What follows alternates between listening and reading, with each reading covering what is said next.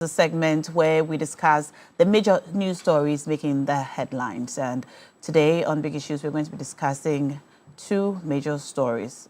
One is the very unfortunate fatal aircraft crash, which happened yesterday, March 16, in Tema Community 1. A microlight aircraft is reported to have crashed near a school compound, claiming 2 lives, unfortunately. And this crash has since raised concerns about our security safety and aviation safety as a country. Also, yesterday, the President, His Excellency John Dramani Mahama, made a bold pledge to increase the number of security service recruits from 20,000 to 40,000 over a 4-year period. We're going to be looking at this, exactly what it means in terms of our budgeting, in terms of our recruitment, in terms of the role that these new recruits play, and so on. You're invited to be a part of our conversation. You can go onto our Facebook live stream, and in the comment section, you can leave your thoughts, comments, and contributions. I'll be happy to read and share them as we go. My guests will join me in a moment, but first, I'd like us to go into the security conversation on this aircraft crash, which unfortunately happened yesterday. We're joined via Zoom by our security experts, Mr. Richard Kumado. Good morning, sir. Good morning, Anne. Thank you so much for joining us. It's always a pleasure to speak to you on security-related matters, though unfortunately this morning we're speaking on a rather sad note. Yesterday we heard the report, saw the pictures, saw the videos of that crash in Tema of the microlight aircraft near a school compound, claiming 2 lives. Reports about the crash are still a little sketchy. We don't have the full story since I suppose investigative reports are still coming in. But as a security expert, what is your first general assessment of what happened? I think the discussion or the necessity for a national coordinated response management system has come to the fore again. That our accidents are moving right away from occasionally having boats capsizing to having aircraft coming down from the sky. And where we left off from Z9, I think the lessons are that we need to have a bit more coordinated response team. And we also want to say, from what we have gathered so far, kudos to the fire service, the military, and the police who got to the scene as quickly as the news broke out. It's also as part of the standard procedure that from the time they got to the scene to within 72 hours, they will need to brief the general public so that people are aware exactly what the primary findings are. But now it's also important to say that in some other countries, some of these helis or choppers crash into communities or into rooftops and into densely populated areas. The lucky we had was that the place this particular crash took place, even though it's within an open space, we are not having any casualties apart from the unfortunate situation having to lose the 2 people on board. So that is where we are so far. All right. And now for those who have not followed the story from the beginning, I'd like to just catch us up quickly to show you or give you a summary of exactly what happened, and then we'll continue the conversation. So yesterday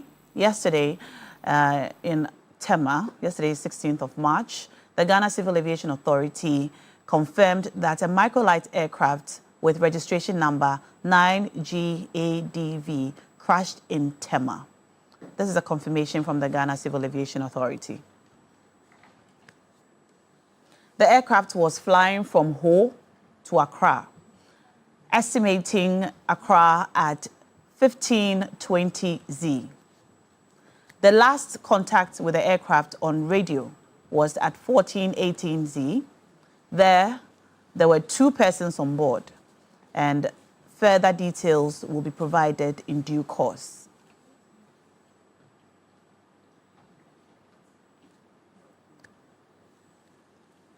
All right, now I'd like us to take a look at some of the details of this aircraft that crashed. When we first heard the initial report, all we heard was that it was an Arrow microlight aircraft. And if you looked up the meaning of a microlight aircraft, you'd see that it's in relation to the weight of the aircraft. So the aircraft identification from the technical document is this: the weight and balance report for the Sky Arrow aircraft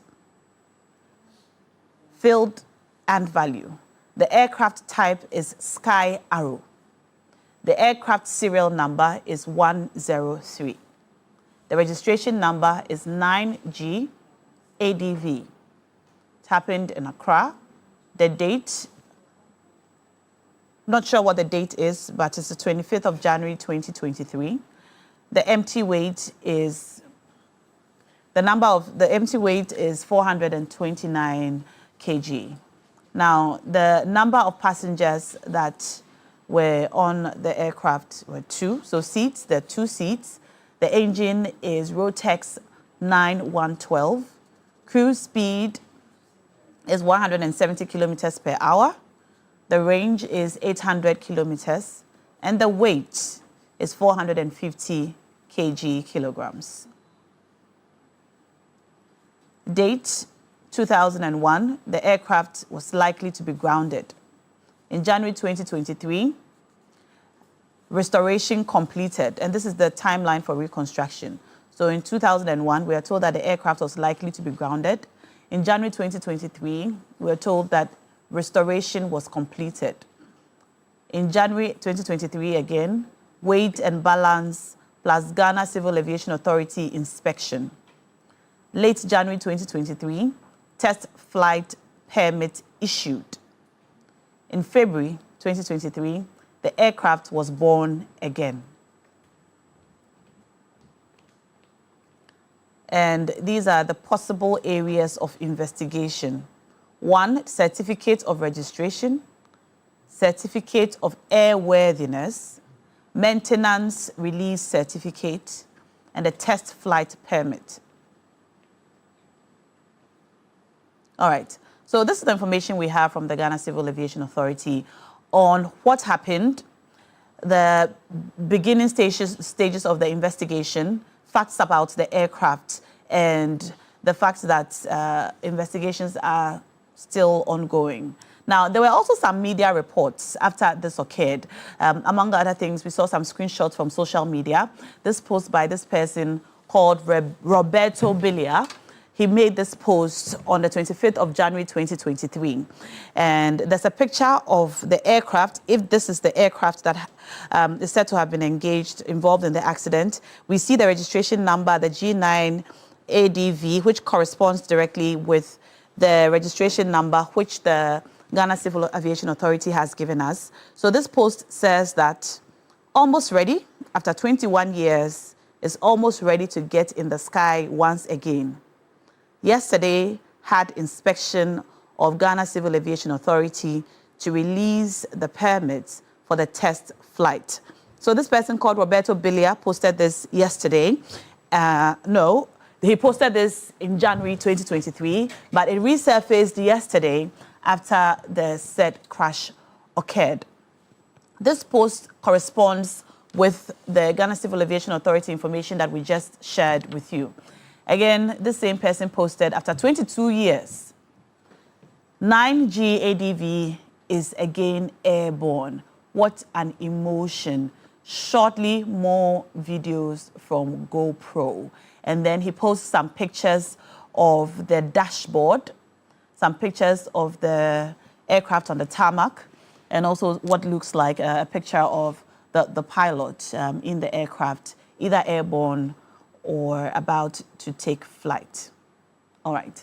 So these are more pictures from this Roberto Bilia person. After 21 years and 6 months, his heart is pumping again and is almost ready to take its first flight again. Can't wait for the test flight. And he shows us the aircraft, what looks like it's on the tarmac, and then looks like it's in the interior of a building, perhaps the place where repairs or maintenance took place. All right.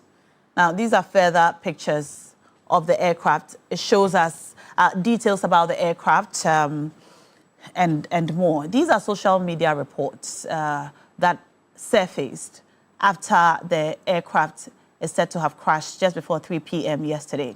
They popped up on Twitter, otherwise known as X, on Facebook, among other places. All right. Now, Richard Kumado, let me come back to you. Would this information that has resurfaced on social media help with investigation in any way? Definitely, yes. What we learned from Zina is that this morning, TV3 is able to display the likely areas of investigation. And one of the lines in there, we are talking about the airworthiness of the aircraft. And it falls directly in line with the statement resurfacing again on social media. They will look at what is the cause of the accident and the manner of the crash. Is it mechanical fault, or is it a natural cause, weather, the airworthiness of the aircraft, and what really happened? And the areas stipulated by what you just read, the airworthiness is one of them. And we learned this from the Z9. So I think it's important. But then the teams that got to the scene will also play a key role in assessing exactly what they saw and how that fit into the entirety of the investigation. So we are on course. We just needed to wait for the 72 hours for the responding teams to be able to tell us exactly what the likely paths are and what the likely causes of the crashes. All right. Now, it's not been 24 hours yet, but normally, how soon should we expect to hear from the investigative authorities when a crash like this occurs? Because so far, a lot of the conversations around this crash are speculative. Even the identities of the persons on board have not been released officially yet. We are also doing something unique in this case, that even though the Aircraft Accident and Incident Prevention Bureau is predominantly an Air Force unit, we are bringing them into the public space or the commercial space that to help the police and the fire service. I believe that national security will take a decision as to who become the leading investigating team and what the modalities to be in terms of addressing the media or in terms of engaging the general public when such issues occur. If you look at what happened to Zina, Zina was predominantly a military aircraft. So the presidency, the president, the national security coordinator, the CDS, everybody got involved. And if you remember, it was the CDS who briefed the media to the extent that this is a civilian aircraft, which is a 2-seater or 4-seater, used for various things, including training and surveying. But we need to craft a strategy, civil aviation strategy or investigation strategy for ourselves as a nation. That in times such as this, is it fire service that become the leading agent, or is it the AIB within the Ghana Armed Forces or the police, and who briefs the media? But having said that, I believe the investigative teams on the ground will put something together, and within 72 hours, they will issue a statement, probably from Ministry of Defense or Ministry of Interior or Civil Aviation, preferably, to be able to tell the general public what they have gathered so far whilst they look into the details of the actual investigations. All right. Now, while we wait to hear from the National Civil Aviation Authority, what can you tell us about this microlight aircraft? This is the first time I'm hearing about a microlight aircraft. Is it a popular sort of aircraft? Who uses the microlight aircraft? Are they used by individuals, companies, the government, the military? What can you tell us about it? We have within the system a number of, we call it a 2-seater heli, and we also have 4-seater heli. Government has 4-seater, individuals have 4-seater and 2-seater. Predominantly, they use them for 2 things or 3. They use them for training purposes. They use them for survey in the air, or what we call area surveillance. And Ghana government also have a number of 2-seater or 4-seater they use, the Air Force use for such purposes.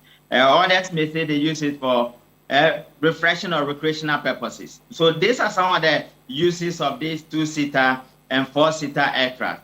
And they all play predominantly the same role, but due to the lighter nature of what they are and what they do, it's restricted within the space, and nobody gets to know about them until this particular crash incident happened. I believe going forward, a lot of public education would need to be provided and awareness will need to be created so that we are not just talking about who owns what and what they do, but in terms of civil aviation national strategy, we will need to look at some of these things to clean up our airspace and to make sure we are doing it right and we are not leaving anything untenable on. Now, some experts in the space have spoken about the safety of this particular aircraft. They say that the microlight aircrafts are not safe, to literally put it the way they said it. The microlight aircrafts are not safe, and that they are not even very commonly used in many countries. Is this correct? And if it is, why do we have them? Well, we don't know who was flying it yet. But what can you say about the safety of the microlight aircraft? Number one, when it comes to helis and planes crashing, it's just like a car getting involved in an accident or a tractor getting involved in an accident. But the standard procedure says that you cannot fly without authorization from civil aviation, which means that they might have done the checks and they will say you are okay to go. And that's also to say that come with your flight plan and who owns the aircraft, where are you moving from, all those basic things will be taken care of. That is to say that incidents such as this can happen to any aircraft or any heli and any bigger aircraft, whether 2-seater, 4-seater, 9-seater, or even many of the bigger ones. And because information is not coming out, some of these speculations will find their way into the space. But whether if there are safety issues or not, you remember from Z9, one of the arguments that came out from the investigation outcome was that there has to be safety equipment on some of those aircraft. And so we are looking at safety, we are looking at security, we are looking at precautionary measures that will determine what the mitigating factors will go on going forward into the next round, where we don't want to have such instances, and the outcome of investigation will be that we haven't done the right thing. But I want to speak about whether it is safe or it's not safe. What I want to say is that before you take off, wherever you are taking off from, civil aviation will have to give you the green light to take off. And many of the things they look out for is your airworthiness, your safety, and who owns which aircraft. So that we wait for the investigations and we do not speculate. It is also true that there are not many in this country, but then checks, and my understanding is that we have a number of 2-seater and 4-seater, and Ghana government even have 4-seaters they use for training and for area surveillance purposes into many of the things they do at the Military of Defense or at Ghana Armed Forces. All right. Well, thank you for speaking to that. This expert who was speaking yesterday, he actually spoke on Joy News yesterday. His name is Mr. Yakubu Akpa Biru, and he said that it's important to know that accidents involving microlight aircrafts are very common, and these microlight aircrafts are not common in Ghana. However, they're common in the US and Europe, and their safety record is extremely poor as they are prone to getting accidents. But we're going to be speaking to Benjamin Owusu, who is an aircraft safety engineer, shortly. So perhaps he'll be able to give us more information on that. But still on safety and security, what can you say about the location of this crash? Now, it happened very close to a school compound. We saw very disturbing images of 4-year-olds, 3-year-olds trying to get out of the scene, their teachers trying to guide them out of there, parents, anxious and scared, speaking to journalists about how they felt when they heard about the crash. It's close to a residential area from what media reports have shown us so far. If this crash had occurred inside a residential area, how would this, or how should this situation be managed, seeing as even after what happened with Z9 and all that we learned from it, we still saw people in the community going towards the crash site for whatever reason, to maybe take videos or see what they could gather from the site and so on. What would you say about that? Education is key, and not just at the air crash, heli crash, or aeroplane crash site, but even with what we do with normal accident. You see people scooping fuel from tankers, and they may blast up and create a number of injuries or deaths. So that thing, public education, awareness creation should be part of our national coordinated response plan as a nation going forward. Oniko is a very popular place. The particular place it crashed is a little bit excluded from the actual park. But it's also because of the lightness of this particular aircraft and the history they have. Many of the pilots who want to land it at an open place. Unfortunately, the history of this aircraft is that they get crashed into residential places or, unfortunately, densely populated places. What is good for us in this particular case is that the place it landed or it crashed has little to do with the visibility or the vicinity. Has an open space for him, and the pilot managed to land there, and even though it crashed and the 2 people on board died. We are fortunately, the children were safe, the community is safe, the hospitals around the place is safe, the schools around are safe. I believe strongly that it will also become a test case for the investigators to be able to prescribe some measures going forward as to what to do, what not to do when the first responders get to the place. Whether do they need to sack the people and what people were doing there in the first place. And that also goes back to what we needed to do as a nation, granting public education on many of these things that we have left undone for a very long time. All right. And we saw a gentleman, I think his name is Alaji, trying to get the school children out of there and their teachers as well. I'm glad you spoke about our emergency response. Do you think that the citizens who were at the crash site conducted themselves well in evacuating in that children? In that moment, you cannot accuse them. You cannot blame them. Yeah? Curiosity, anxiousness, anxiety. People have their keys close by. There are actually 2 clutches around where the crash happened. And you have residential area, you have roads at the other side, you have the main park at your back, you have hospitals within the area. So out of curiosity, anxiousness, and people are nervous, they might want to get in there and become the heroes of the day. But we are just saying that citizens have a role to play, professionals have a role to play. We will need to create public education and ensuring that people who get into some of these spaces do the right things first. Other than that, the tendency of them contaminating even the crime scene is a bit more problematic. And you know the issues we have with the Z9. And afterwards, the issues that came up. I am aware that the police people from the police crime scene have the tendency of reconstructing the crime scene and making sure they pick out the best information for the frontline investigators. But if the general public can be made aware of what their roles and responsibilities are in terms of what we are talking about, it may also have in a larger extent that they do not get involved in getting themselves soiled or contaminated or get blasted in that regard. Away from the citizen response, let's speak about our emergency services response. NADMO was at the site doing their bit, and other investigative bodies were on the site. The military was there, and so on. Even though we haven't still heard or received the full report or seen the full picture, what's your assessment of the response of NADMO at the site yesterday? Not just NADMO, but fire service and National the role Fire of fire Service, service, yeah. Ghana National Fire Service, in emergency management in this country is key. And I'm hoping and praying that we will reach to National Fire Service to be able to perform at the highest levels of optimum.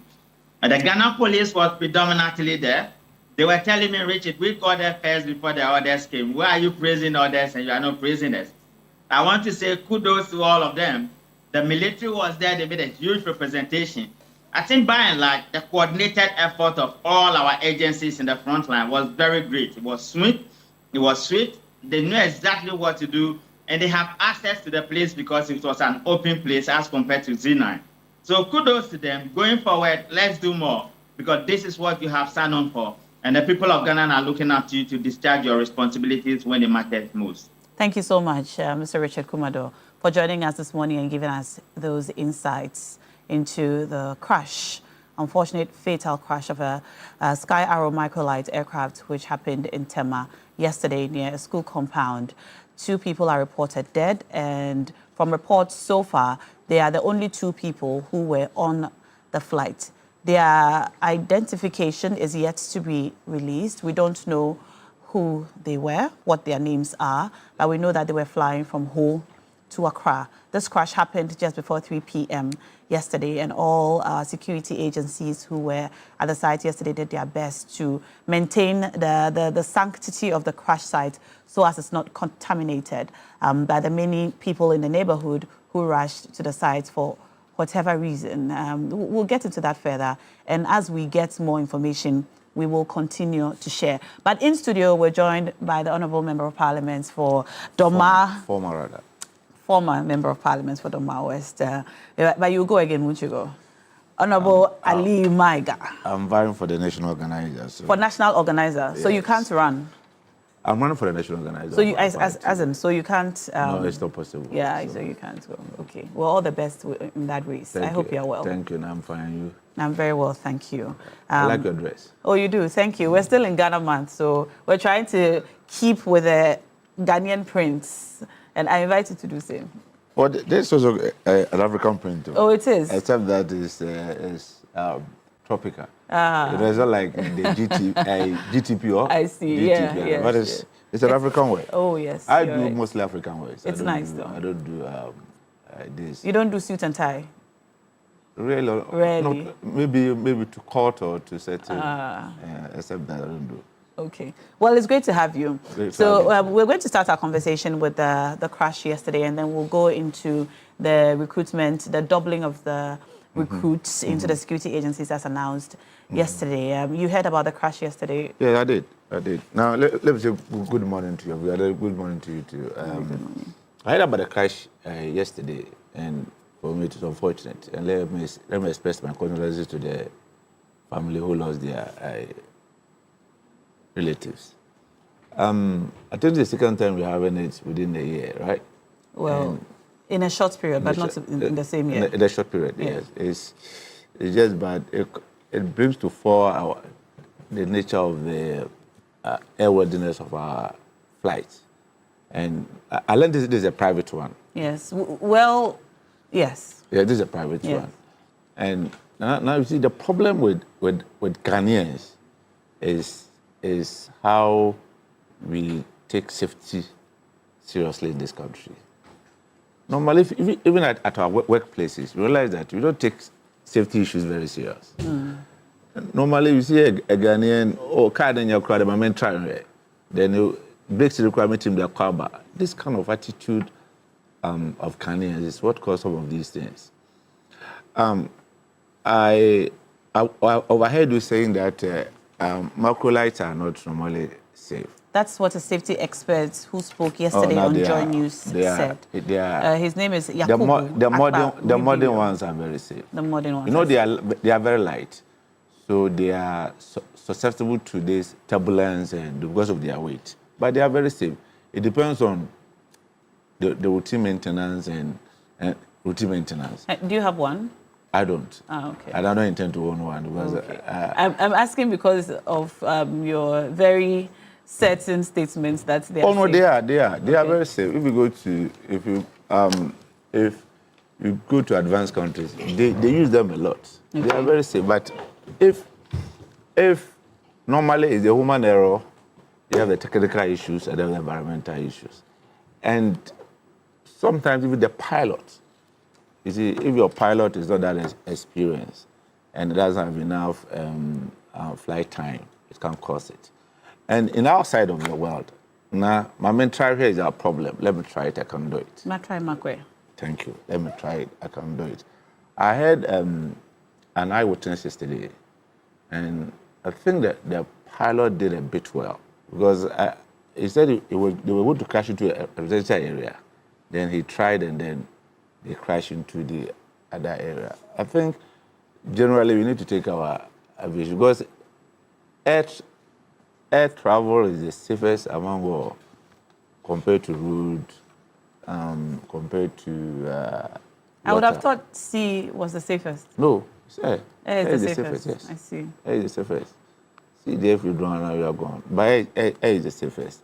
But you see, if all depend on civil aviation too. They should up their game. I think they should up their game. Because if there's a routine check on these small macrolight fly, I don't think you'll be discussing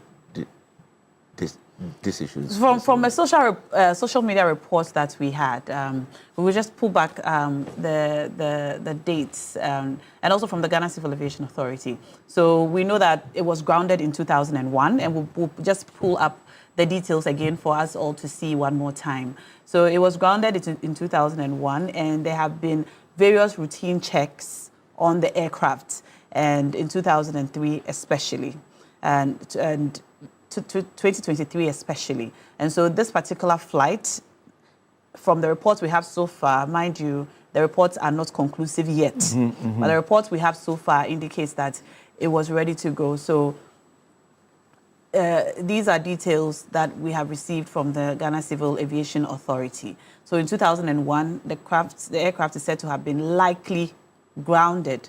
Then in 2023, it was restored completely. Still in 2023, in January, the weight and balance plus inspection by the Ghana Civil Aviation Authority, test flight permit was issued, and the aircraft was born again in February of 2023. So these, according to this report, then the Ghana Civil Aviation Authority had done its due diligence and enough inspection to ensure that the aircraft was okay to fly. Yeah. So it was airborne again only 3 years ago. Now, I agree with you on this. Maybe they would have done this, but what about the weather condition? Realize that the helicopter that crashed at, what's the name of the place? Is it Z9? The Z9. Yeah. With the Z9 that crashed. Yeah. I think it's basically caused by the weather condition. It was part, It's the same thing. So I think maybe the flight may be airworthy, but the weather condition might not be good enough for the flight to fly. And then we did also discuss. It didn't capture the experience of the pilot. It's just equally important. Yeah. Because the identity of the pilot has not even exactly. been So released. let's wait for. I'll wait for the investigation. The final report. Because for the Z9, some of the information we were hearing about the pilot wasn't palatable. Because we also it wasn't that experience. When our brothers. Those were rumors before the final investigative report came Exactly, out. exactly. And we were even told that they were looking for scapegoats here and there, but those were the rumors. Yeah. So for me, I'll wait for the final report so that at least we know what actually caused the problem. It could be the pilot issues, it could be the weather issues, it could be even the aircraft itself. Yeah. All right. Well, we've been joined in studio by the Honourable Member of Parliament for Sanorugu, Honourable Atta Issa. Great to have you. I think it's the first time I'm hosting you. Is that correct? Here in studio, yes. But in my constituency, no. You came to my constituency during prior to the election. Community manifesto. Sure. Yes, we had a good time. Yeah. Great to have you in studio. Thank you for the opportunity. All right, and you're welcome. Now, I'm sure you followed reports, though sketchy, about the crash that happened yesterday, unfortunately. What are your initial remarks? Let me say good morning to you and to my colleague here and to the viewing public. I think before I answer that question, let me just clarify something. There is no, yes, rumor. It was rumored that the pilot was not experienced, but the actual findings that we got to know subsequently suggest otherwise. This was a very well-trained and experienced pilot who has flown even high-profile personalities. The The Z9. Z9, yes, Okay. who has flown high-profile personalities in the country. So as for air accidents, these are not things you can necessarily attribute to pilots because there are various reasons that you can attribute to that. So to that end, I just wanted to say that it is not the case that the person was not experienced or it was a means of a scapegoat or something like that. Now, coming to the issue, I think that, like you rightly said, these are still early days yet for us to make any conclusion. I am one of the few people who like to read reports, official reports from relevant stakeholders. And listening to I listened to the Director General for the Aircraft Accident and Incident Investigation and Prevention Bureau yesterday, who told us that the bodies of the deceased had been moved to the police hospital for autopsy and further investigation. So as we speak, any information that we put out there will just suggest that we are preempting the investigation. But yes, Ghana's aviation sector is largely safe. If you look at the aviation database, the civil aviation database, and even ICAO, it suggests that only about 22 reported aviation occurrences in Ghana since the inception of the aviation industry under Nkrumah. There had been only 22 recorded aviation occurrences, and some of them did not even result in any fatalities. So just like we have our usual transport systems like vehicles, no matter how safe and sound your vehicle is, sometimes an errant driver can still make you have an accident. So it might not necessarily be the vehicle, but the driver, it might also be the weather and all those things. So it's still early days yet. What I would rather say is that we need to reflect as a nation. Because listening to the Deputy Minister for Defense yesterday, I got the sense that this particular light aircraft is not part of the fleet of the Ghana Air Force. This is private. Yes, it's private. Yes. So what is the regime that we use in terms of private aircraft? So because I get the sense that they were not even privy to what was going on, and they were also now waiting to get feedback. I was thinking Ghana Civil Aviation will normally have a tracking of all aircraft leaving the airport and those landing. So we need to relook at the licensing regime of private aircraft operators in Ghana. Now, I just want to refer to the gentleman that you just referred to. Yeah. We have been joined on the phone lines by Mr. John M.K. Wumboti. He's the Acting Commissioner of the Ghana Aircraft Accident and Incident Investigation Bureau, Prevention Bureau. You just referenced him, Yeah. and he's joined us on the phone lines just to give us some more details. Good morning, Mr. John. Thank you so much for joining us. Good morning, and good morning to your listeners, and good morning to your panel members, and good morning to yourself.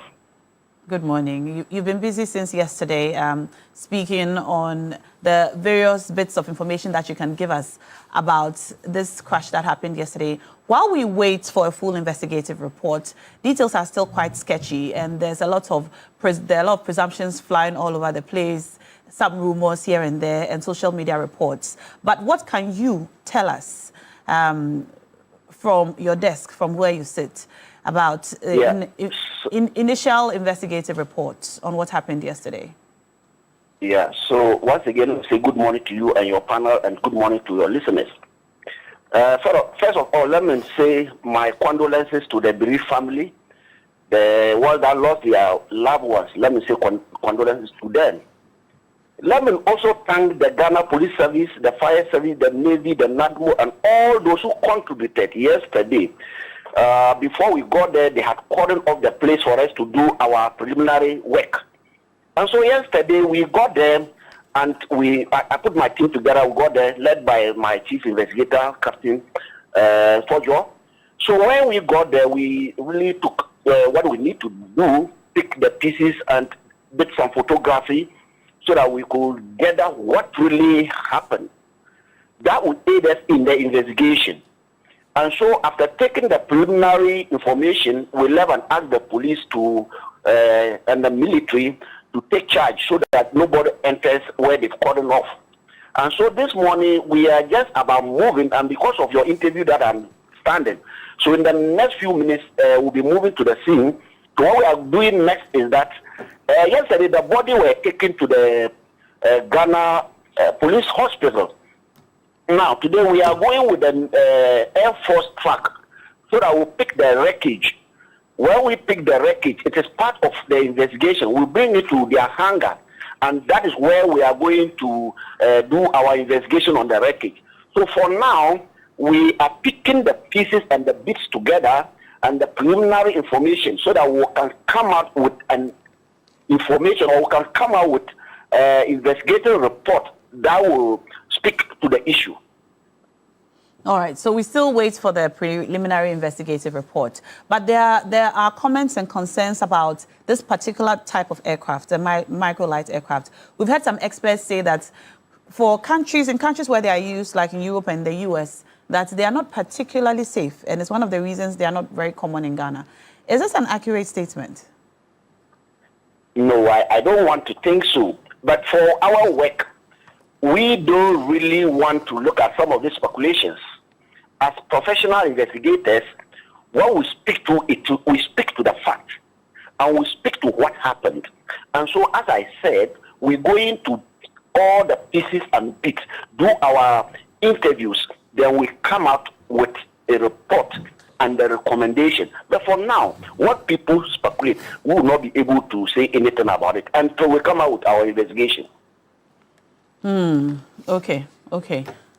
I see. Well, we still wait to hear or to read the full investigative report. But in situations like this, in about how many hours? 24 hours, 48 hours, 72 hours? What is the timeline during which we should expect to see a report that will give us details about what happened, or at least the identifications of the persons who we unfortunately lost? Yes, so all that will come out when we finish picking our pieces together. There's a formula that we follow. We have protocols that ICAO, the National Civil Aviation Organization, dictates what we should do. They have a formula that we all follow. All the countries that have signed to the convention, we all follow that protocol. And so you cannot jump and go and do something, some announcement that will cost Ghana. When that happens, it will cost Ghana a lot. So we are very cautious as investigators. We will want to pick the pieces together, then we'll come out with our the report.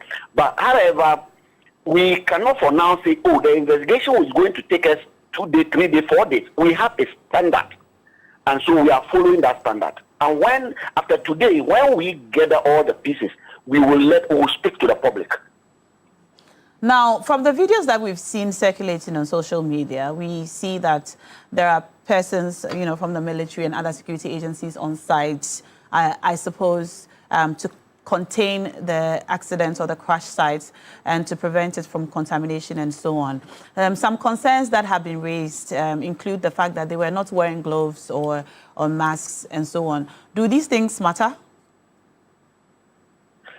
No, it will not affect anything.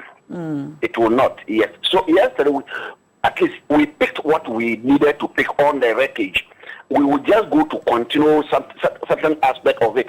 But whether they were wearing gloves or no, it won't affect our investigation.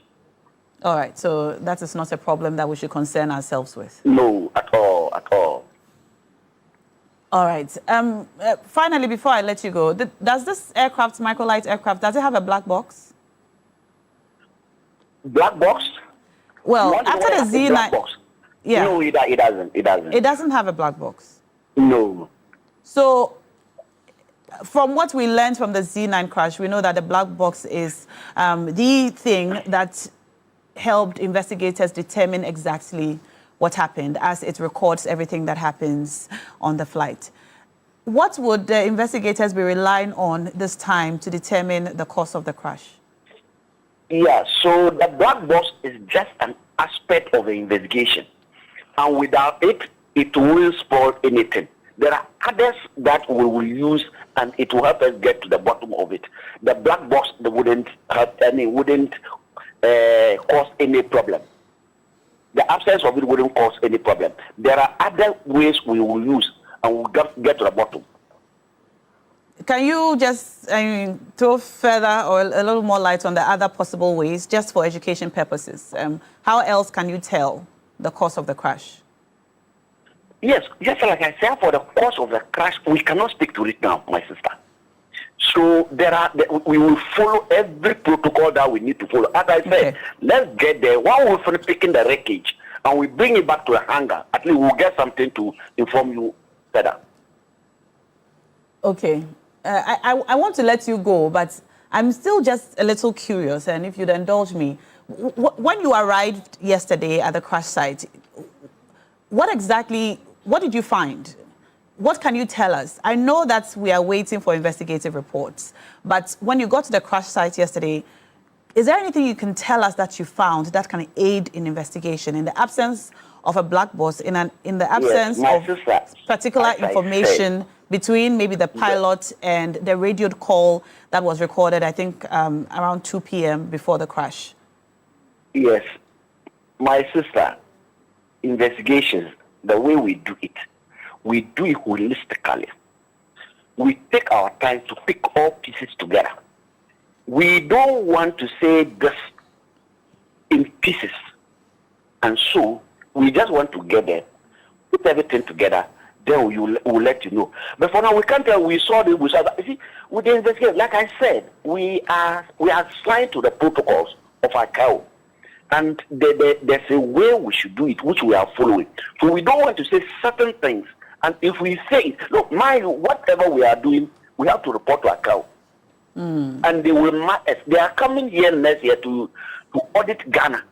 And so we want to be very careful how we divulge information and how we go about our investigation. So if you will indulge me, let me get there with my team. We'll come back to you. All right. Well, we will take your advice and we will wait. And we wish you all the very best in your investigations, you and everyone at the Bureau. Thank you. Thank you so much for talking to us. We've been talking to Mr. John M.K. Wumboti. He's the Acting Commissioner for the Aircraft Accident and Incident Investigation Prevention Bureau. And he says we should sit tight and wait for a holistic report from yesterday's unfortunate incident and slow down on the speculations and rumors going on social media. Yes, please continue. So I think that he has precisely said what I was, the information I was given earlier. But moving on, I want to say that the aviation industry in Ghana is heavily regulated by international airport regulations and then the ICAO standard, that is International Civil Aviation Organization standards. Fortunately, I'm a member of the Ghana Airport Board, and this is a heavily regulated sector. Look, even in advanced... You are a member? Yes. Ghana Airport Board? Yes. Okay. Even in advanced countries, we have some of these casualties happening, however regrettable the situation is. Yeah. So I'll also join calls in expressing my condolences to the bereaved family, though the identities are not yet known, but we can empathize. Yeah. Unfortunately, August Eve is still fresh in our minds, and I was one of the people that thought we wouldn't see something like this happening.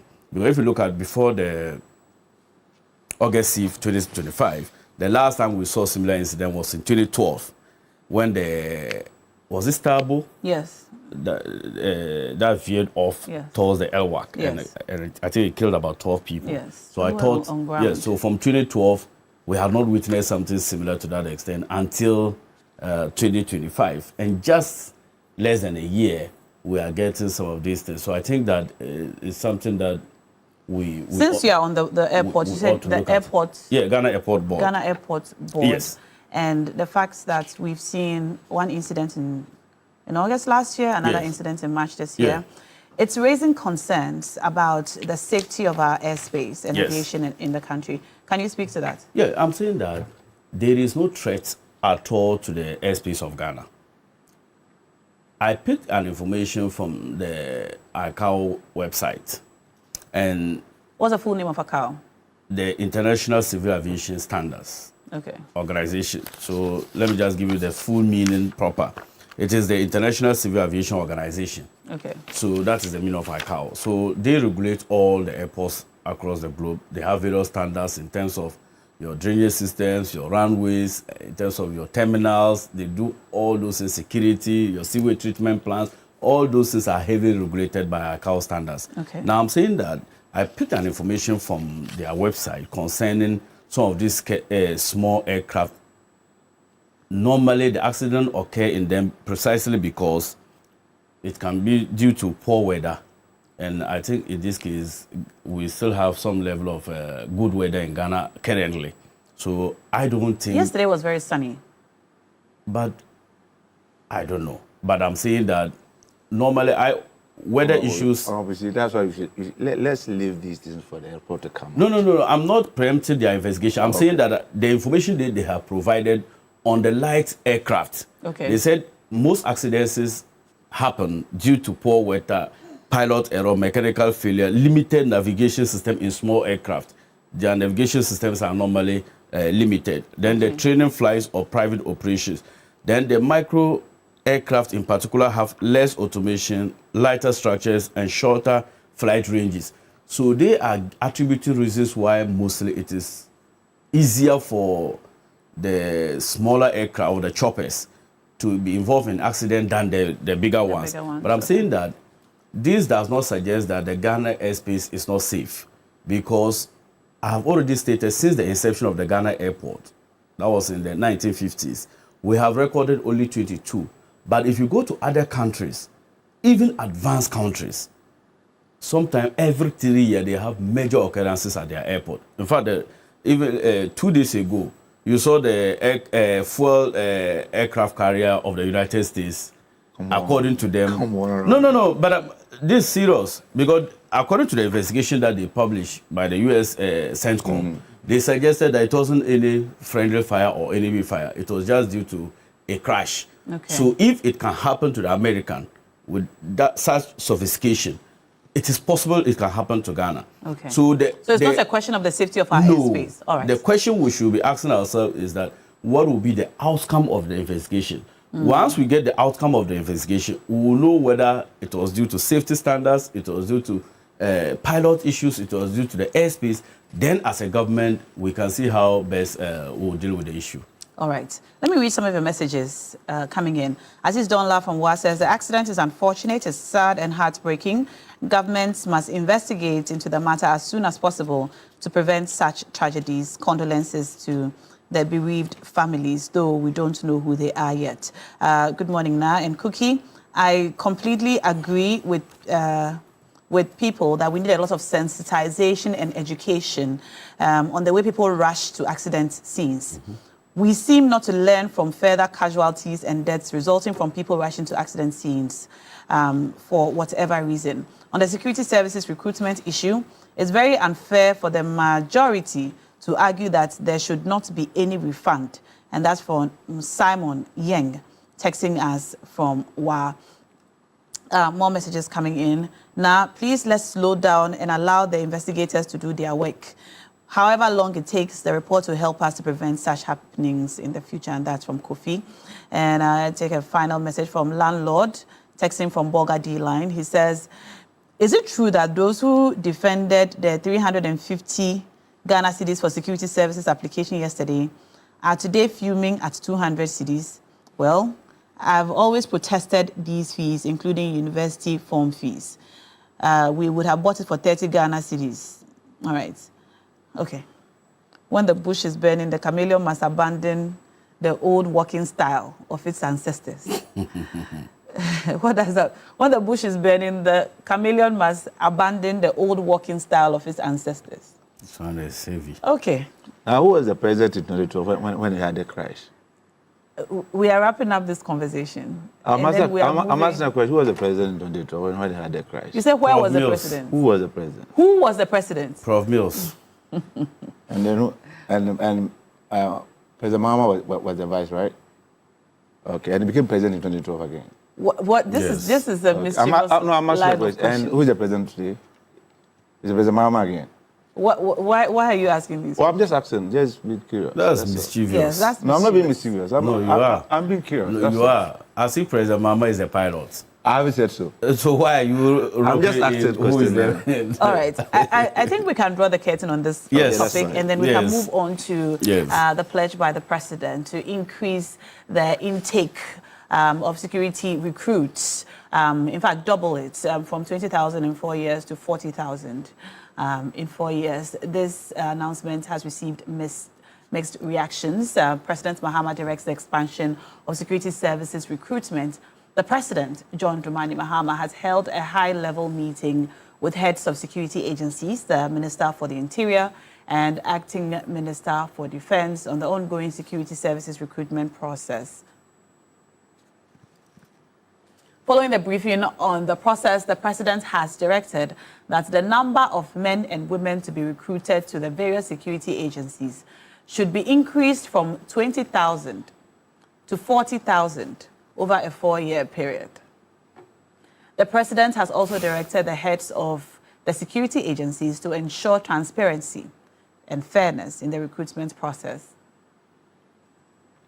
Present at the meeting were the Chief of Staff, the Secretary to the President, the Senior Presidential Advisor on Governmental Affairs, National Security Coordinator, Inspector General of Police, Director of Prisons, Director General of the Ghana Fire Service, the Controller General of the Ghana Immigration Service, and the Director General of the Narcotics Control Commission.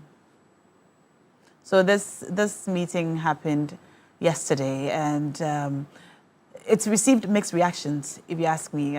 While people on one side are happy that more young people will get the opportunity to serve in the various security agencies and, among other things, reduce unemployment, others are concerned about the numbers and whether they are needed at all, whether there will be a problem of redundancy and the ability of the country to pay double the amount of the number of recruits. We are joined again by Kofi Kumado on the phone lines, on Zoom, but I'll start from studio and then we'll come to you because for our first conversation, we came to you first. Let me start with you, Micah. What's your initial response to this? Do you support the president's... The initial response, anything that will give Ghanaians opportunities. Ghanaian youth jobs, I support. Okay. And I'm happy to hear that. We want to know, I particularly want to know why the doublet. Is it the case that we need more security or we just want to create jobs for our people? However it is, I think it is important that we create jobs for our people.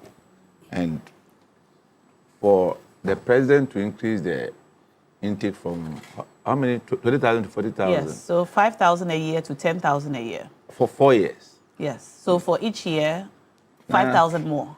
Just this year alone, according to the Interior Ministry, those who applied for the jobs, just over 500,000, right? Yeah. That's less than 1%. Of The 40,000, just less than 1% of the applicants. Of the applicants. So that tells you the gravity of unemployment in this country. I'm not sure but the president's solution to unemployment is a recruitment to the security services. What Ghanaian youth need today is for the president to implement his flagship policy, 24-hour economy. That's what they promised the youth of this country. That's how they were going to create jobs. In fact, now we are made to believe in opposition that for every single job, they'll add 2 more people. Mm-hmm. 2 more people. If you go to Controller Accountant General, they have about let's use the very much, about 650,000 people on payroll. So we have that's how many people are working for the government today. Now, if you multiply this times 2, if you add these 2, that is about 1.3 million. Oh. No, that's the essence of the 24-hour economy. Oh. That's the essence of the 24-hour economy. We said 1 job, 3 people, 3 shifts. Where applicable. Exactly. So now, where did you get that? Where applicable? We had always said. Well, where did you get that? From a lot of the communication, we got There's the indication. no communication that told us that where applicable. You were told in this all country. jobs. All jobs. From the assemblies to the ministries to wherever. There will be 3 shifts. That's what you heard. No, that's what I heard. That was what we were told. Okay. That's what we were told. So now just when, even without the private sector coming in, President Mahama alone would have created 1.3 million jobs if he had implemented 24-hour economy, the way he preached to us. So for me, President Mahama, what Ghanaian youth need today is the implementation of 24 hours. There are according to him, there are vacancies there. There are 2 more shifts to be filled. So let us fill those vacancies. Then we can get our people jobs. That's why I say, for me, any effort to get the Ghanaian youth work to do, I'm for it. But you see, now, the sad thing about this security thing is that when the minority raise issues, then, as one of your testers said, then they will justify what they are doing today with what they criticize MPP for. For me, that's dishonesty. Well, you can't justify things that you criticize sorry, you can't cite things that to justify what you are doing today. Now, we came into government. Normally, the security agencies, they have the wage age limit around 25. You increase from 25 to 35. What does it mean? It means more Ghanaian youth are going to apply, isn't it? But you knew that you had limited vacancy. But you widened the gap for many Ghanaian youth. That's why you had the 500 margin. And you say, I'm coming here. You said the MPP was charging 350. Yes, it was. For me, I was against it. And I'm still against it that we shouldn't charge a peswa for somebody filling a form to be recruited into the... it should be free. It should be free. In other was it free under your administration? That's what I'm saying. And the MPP, I criticize it. Okay. And I still hold that standard. It should be free. Okay. In other jurisdictions, you even see security services doing roadshow to recruit your people. Exactly, into the security services. By now, our part of the environment, see, it's like everything, every job that Ghanaian youth must chase, we will make the Ghanaian youth. Now, you increase for the entire 8 years, MPP didn't make even up to 20 million. Even when we criticized 20 million from the sales of the forms. For one single recruitment, 500,000 times 200, that gives how much? So some forms cost 250. So let's use the minimum. That's about 100 million. The government just made 100 million from the youth of this country. And I'll tell them that we are only picking 4,000 in the next 4 years. That's less than 1%. 40,000, not 4,000. Is it 40,000? Yes, sorry. 40,000 in the next 4 years. That's really inadequate. But it's an increase from the previous number. Isn't that something? Nah. Whether that's 20,000 more youth getting employed. But that doesn't answer the question. The question that we need, we widen the age gap to get more people employed for the job, knowing very well that you can't take them. Why would you do that? Tell me. Why would you do that? Okay. So I'm tempted to side with the people who believe that this government was on a mission to scam the Ghanaian youth. Because if not scamming, why would you say we only have 5,000 for this year? We will have 5,000 space, but you increase your age gap up to 35 years, and you attracted applicants, 500,000 applicants. So your assumption is that the numbers is because of the age, the widening of the age gap? Of course. That there were a lot of people above the age of 25 who also applied. Exactly, who applied. And you see, and then now, so I also want to support those who think that the government must refund their money. Now, let's face it, whether I'm people in DC, if I'm filling form for university education outside, you and I know, some of us who went to school outside, it's free. Just go to the website. You fill it. It's only few artists Scandinavian countries that you pay application fee. Because at that time they had to do some postings and something. Basically, it's free. The youth is not certain that he's going to get a job. Yet he's paying. Okay. Now he pays for the forms. He pays for what do you call it? Medical transportation. He pays for even medicals. Even transportation come and even write the exam. I know. Now hold on. I'm not done yet. Now I know a lady. Please wrap it up. I know a lady who spent no less than 800 cedis on this employment. Did she get the job?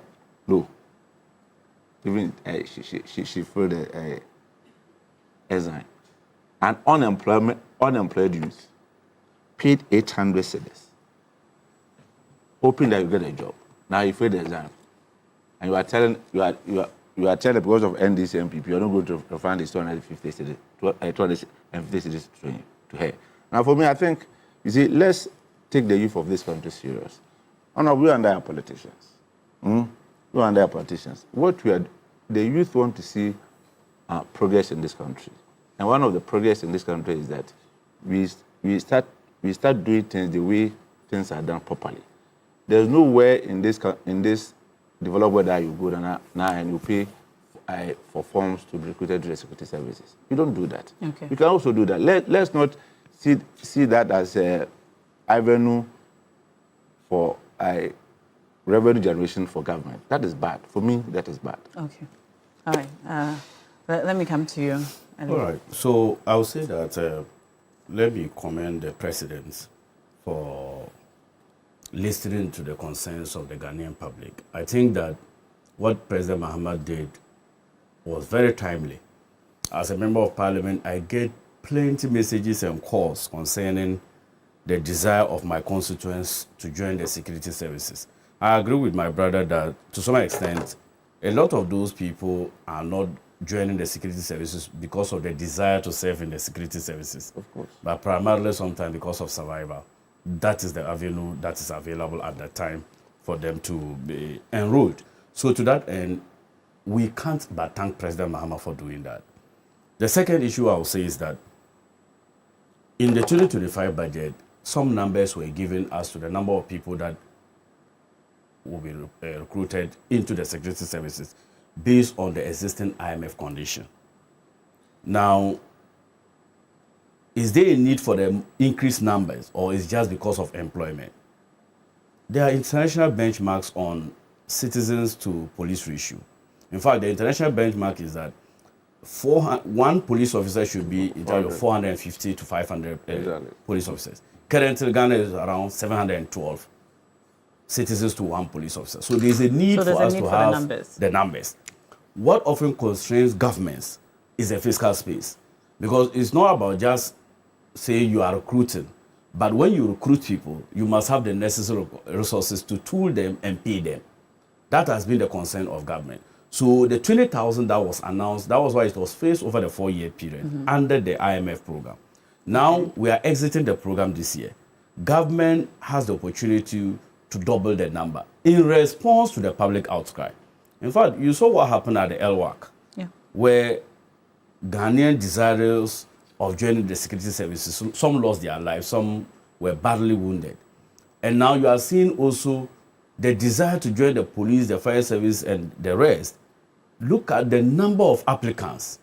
And it is disingenuous to just say that all of a sudden it is because President Mahama is the government, or the president, that's why these numbers turn up. The point is that if you look at the Ghana Statistical Service data, 2024 unemployment, end-year unemployment rate, according to the Household Income Survey, was around 13.6%. In just 1 year, it shrank to about 12.8. So that's 2025 report? Yes. So it tells you that, yes, there's some work that is being done. But to just suddenly claim that it is because it's NDC. Look, let's go to history. You said the MPP never made sale up to 20 million. The truth of the matter is that the only time MPP advertised for recruitment was in 2017-2018 period. They were not advertising. You'll be there and your constituents or people will tell you that they are going for training. That is the truth of the matter. A government has come and trying to ensure transparency. And now to ensure a transparent and accountable governance is a crime. President Mahama could have done it the way they used to do it. You give the slots to your party people, then get them recruited into the security services. That is not what he is doing.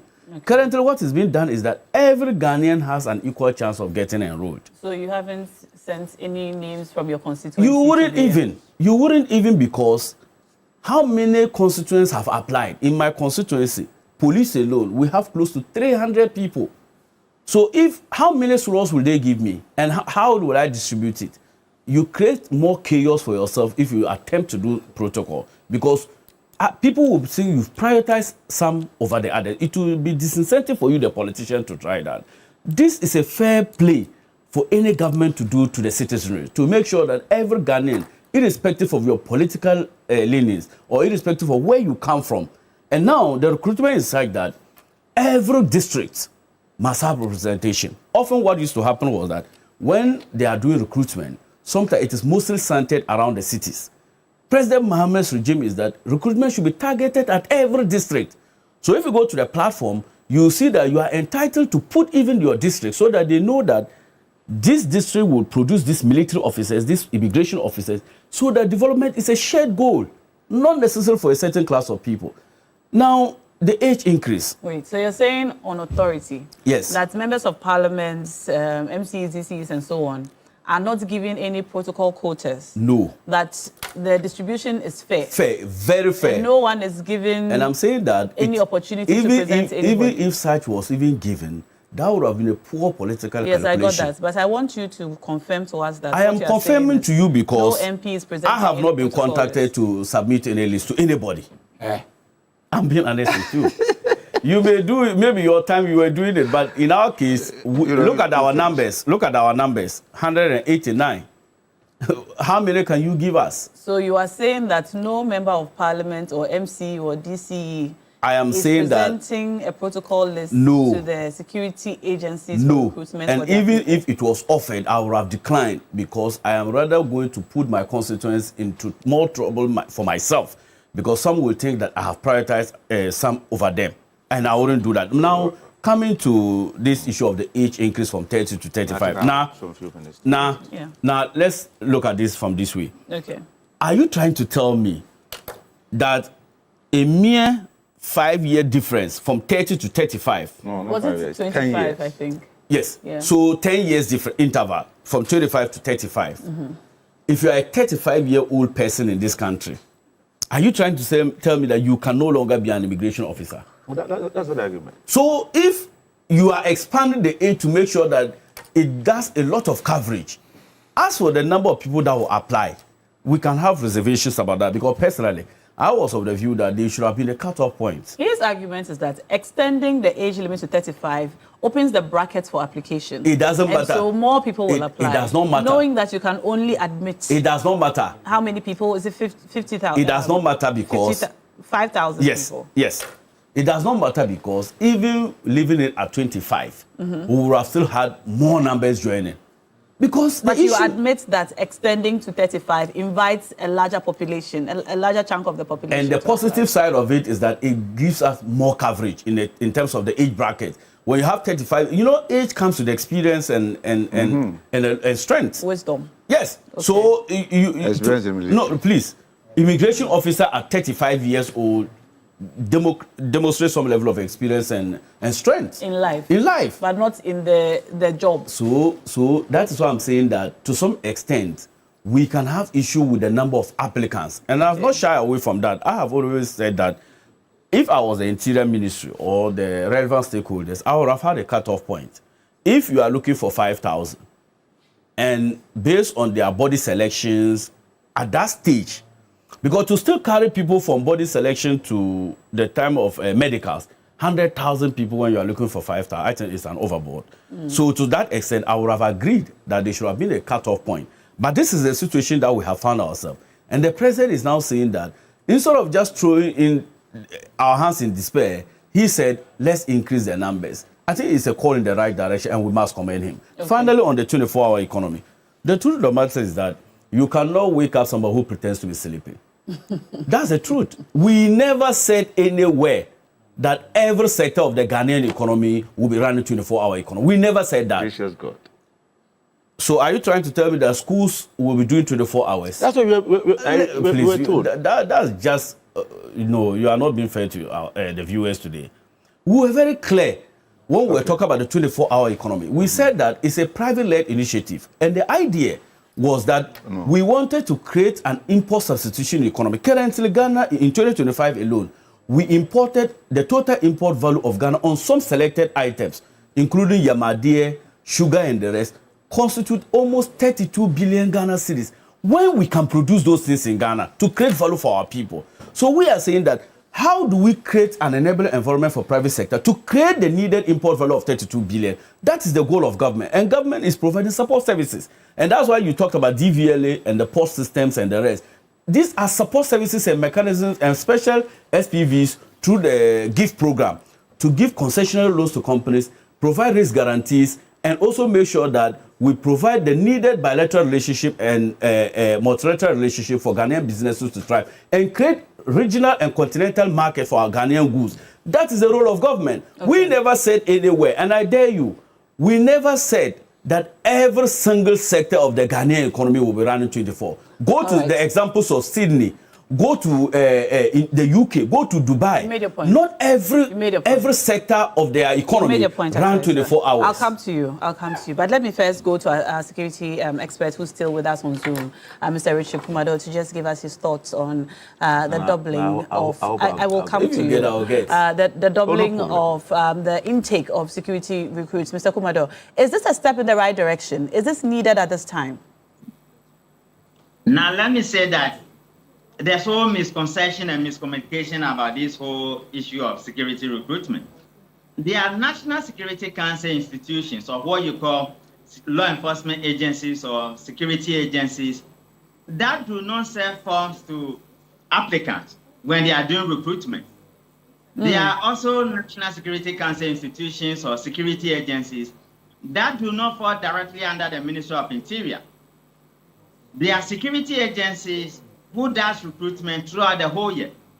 So the misconception or the miscommunication that there's some level of brouhaha about security recruitment in this country, we needed to be corrected. It's as a result of the 4 agencies that came directly under the Ministry of Interior, the police, immigration, fire, and prison. And that is where the issue is. Because there are recruitment going on right now that nobody is talking about it, and it doesn't create any mess within the public space. So we need to clear that one. Now, when the president said, move it from 20,000 to 40,000 over the year, it means that the president has heard the cry of the applicants and the grassroots in particular. And to that regard, I know the agencies are going to do the mathematical calculations. But the 4 agencies is where the issue is.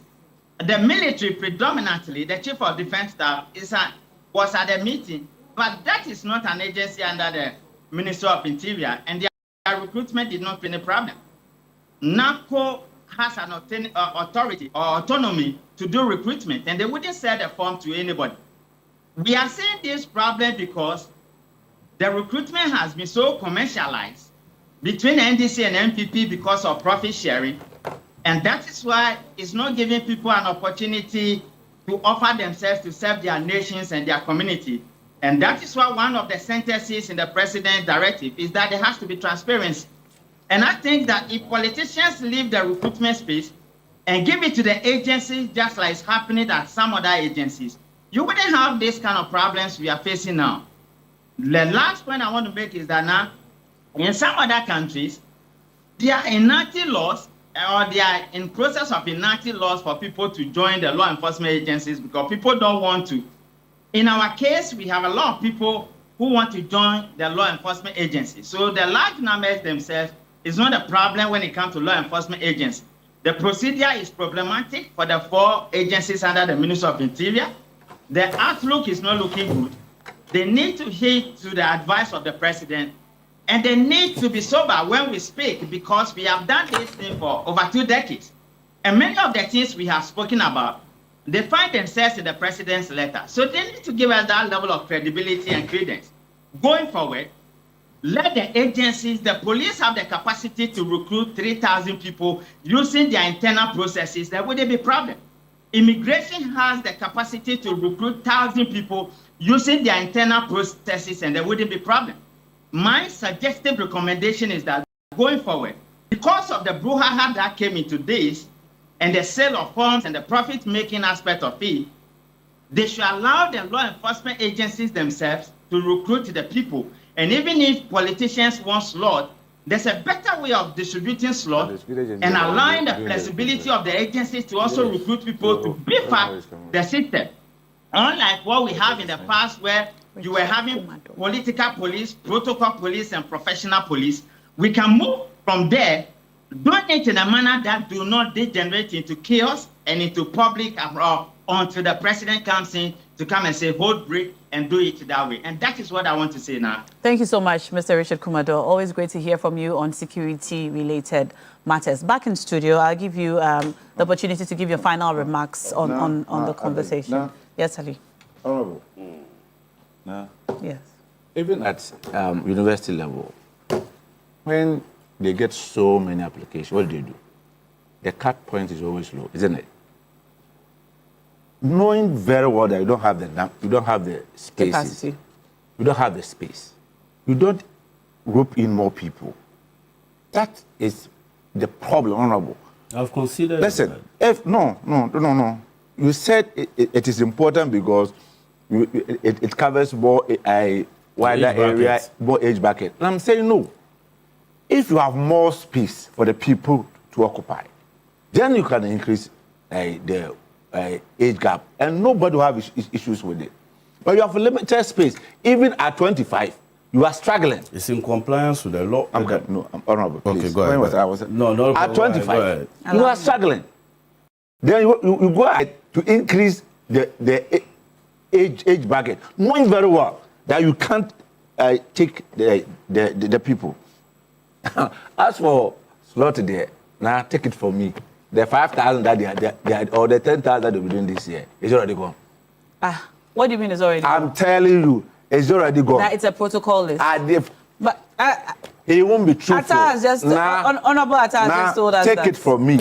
It's not all happening. That we are seeing on You don't television believe is just a formality.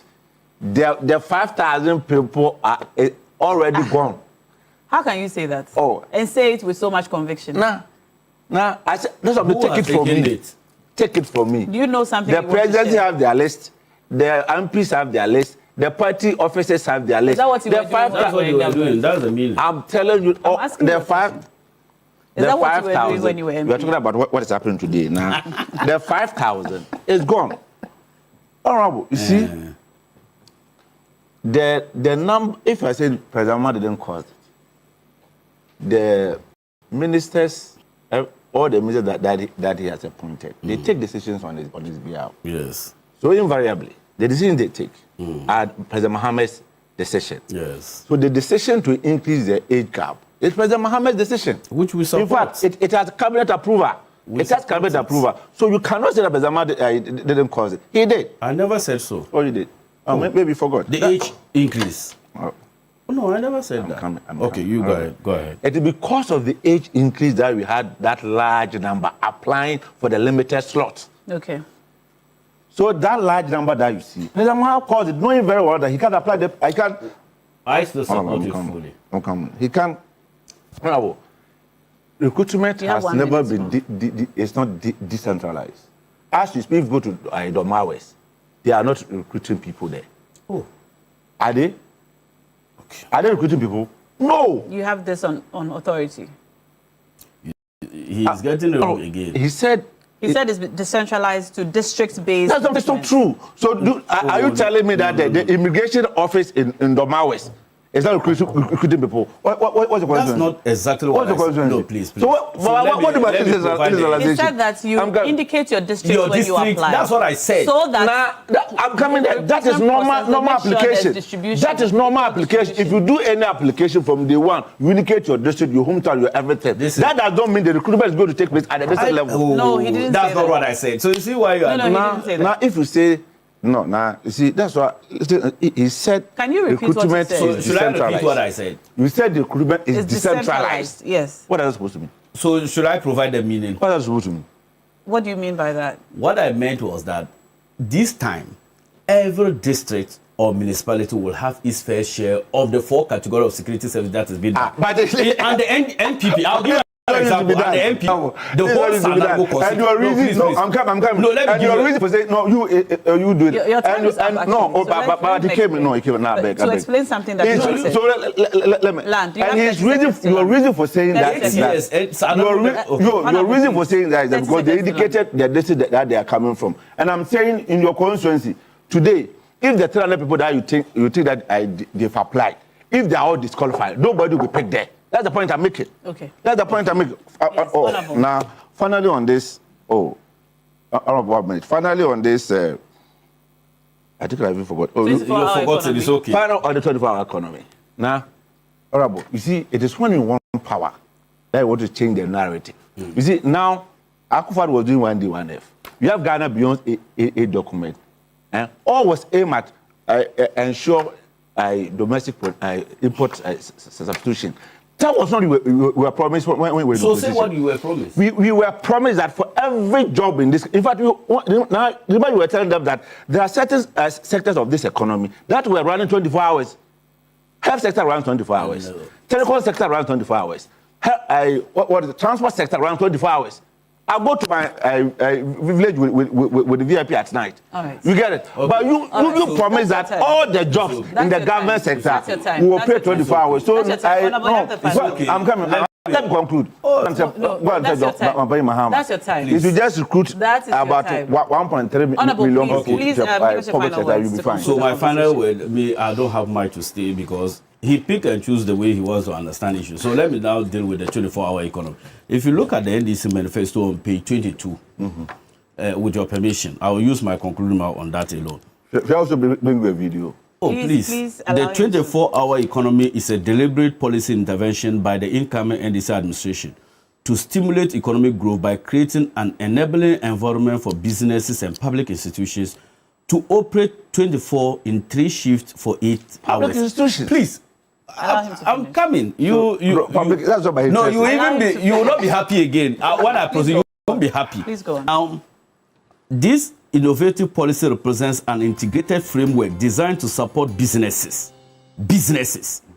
to operate round the clock. It is a comprehensive, multi-sectoral import substitution, export-led, and industrialization agenda to transform the Ghanaian economy. And I beg you, can you allow him to talk? Allow him to let him just land. The 24-hour economy will focus on selected public institutions with large customer base, such as the ports, harbors, and custom and passport office and DVLA. Okay. It was stated clearly in the NDC manifesto, the public institutions that we were referring to. Right. Now the private sector. So no, right. I beg you. My interest is the public sector. I beg you. Let's do the public sector. So you were saying let's do the public sector now. That's our time. Now, my interest is the public Allow the man sector. to land. So He's rebutting my point. Allow him to land. So let's do the but public sector.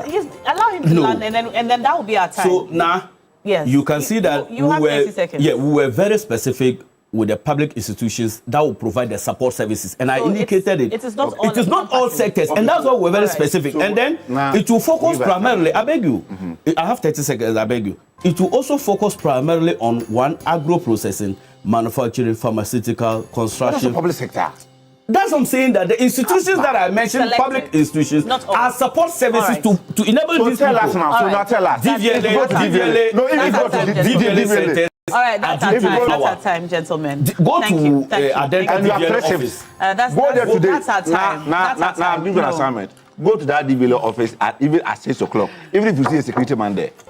Adenta, go All right. at this, even at 6 o'clock, if you see a security man there. They are not working. So I'm telling you. So do you agree that it is not every sector? No, I'm even, that's what I'm saying. Provided what you are saying. No, Gentlemen. read it yourself. I'm read it coming. yourself. Gentlemen, No, you've given us an assignment. We will report back next Tuesday when we come here. But that's our time on Big Issues this morning. Apologies for not being able to read more of your messages that you sent in. Big Issues is brought to you every weekday on TV3 New Day by University of Gold Coast. Whether you are aiming for specialist MBA in marketing communication, operations, supply chain management, human resource management, finance, entrepreneurship, innovation, or business intelligence analytics, you want to advance through a dual MBA or chartered manager MBA, University of Gold Coast gives you the options that match your vision.